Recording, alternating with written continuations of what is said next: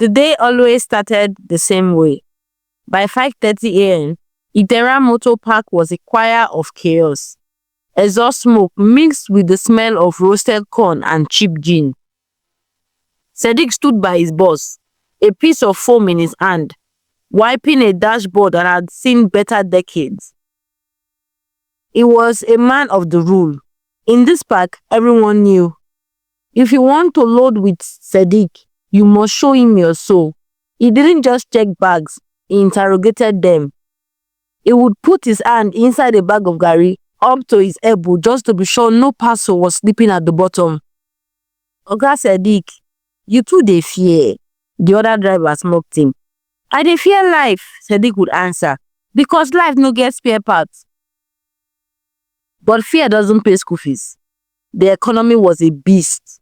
Fuel prices jumped every Tuesday. Passengers were few. Sadiq would sit in his bus watching other drivers. Men who didn't care about rules, loading special packages and disappearing into the night. They were buying new tires. They were eating goat meat at the canteen. Sadiq was eating bread and tea. One evening, his wife, Amina, was blowing the fire for the evening meal. The smoke was making her cough. Sadiq, she said, her voice thin. The landlord came today. He didn't come to greet. He came with a paper. Sadiq looked at his hands. The grease from the engine was stained into his skin. He couldn't even afford the soap to wash it off. The webby business started like a small rain. A gallon of oil here, a box of spare parts there, and then came the smartphones. A young man approached him. Oga, 10 iPhones. I will wrap them in stockfish. No one will smell them. 20,000 naira for you. Sadiq hesitated. His shrew said no. His empty stomach said yes. He checked the phones. He wrapped them. He drove. He passed the checkpoints. The police smelled the fish and waved him on. That night, Sadiq bought a whole grilled chicken for Amina. As they ate, the rule in his head started to feel like a burden. He told himself, I am a professional. I can tell a good bag from a bad one just by looking. He wasn't a driver anymore. He was becoming a gambler. The Tuesday it happened, the sun was angry. It was the kind of heat that makes a man's judgment soft. Sadiq's bus was almost full. He was sweating, desperate to move so the wind could cool him. That was when the three boys appeared. Clean sneakers, polished English. They didn't walk like criminals. They walked like big men. Big bosses. Boss, the leader said. And they Sadiq a cold bottle of malt. We've been looking for you. They say you are the most reliable man in Idera. Pride is a sweet poison.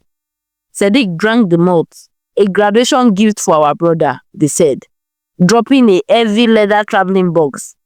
It smelled like expensive perfume. 300,000 naira. Half now, half on delivery. 300,000 naira. That was a new engine. That was a year of rent.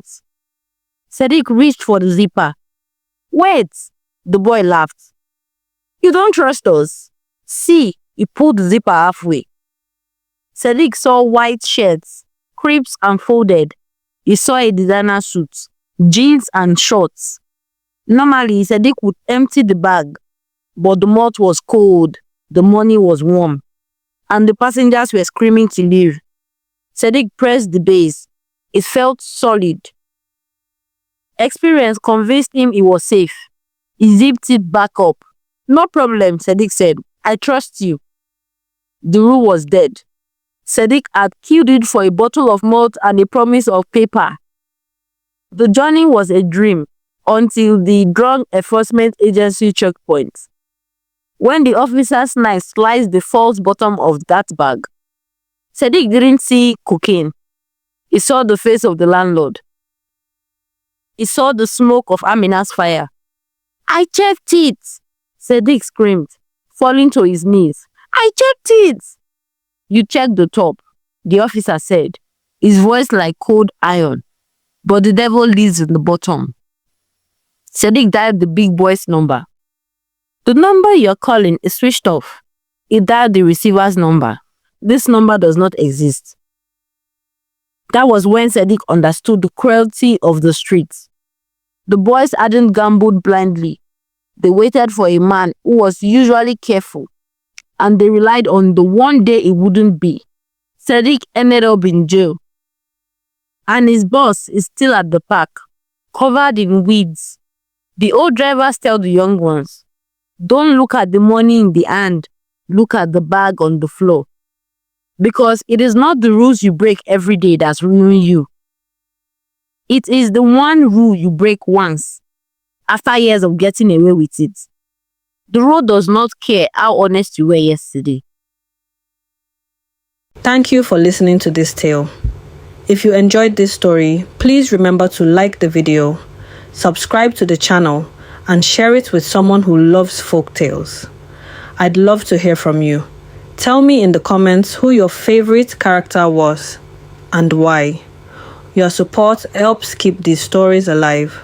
Until the next tale, stay curious, stay inspired.